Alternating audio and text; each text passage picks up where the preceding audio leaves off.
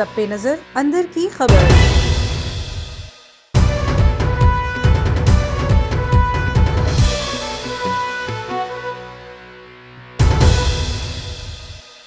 अहम खबर से आपको आगाह कर रहे हैं कि वज़ीर-ए-आज़म इमरान खान ने कहा है कि कोरोना केसेस बढ़े तो मुकम्मल लॉकडाउन पर मजबूर हो जाएंगे और इसकी सारी की सारी जिम्मेदारी पीडीएम पर आयद होगी।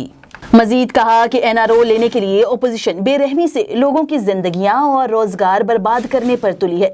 लाखों जलसे कर लें, उन्हें एनआरओ नहीं दिया जाएगा।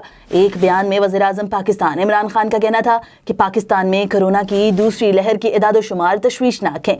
गुज़श्ता 15 दिनों में वेंटिलेटर पर कोरोना मरीजों की शरह 200% हो गई है। कराची में ये शरह 148%, लाहौर में 114%, इस्लामाबाद में 65% हो गई। कोरोना तेजी से बढ़ रहा है, कई ममालिक ने मुकम्मल लॉकडाउन कर दिया है।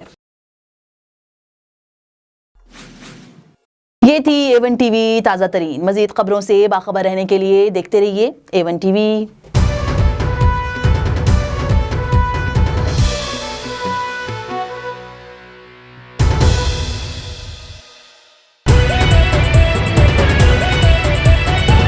A1 टीवी, सब पे नजर अंदर की खबर।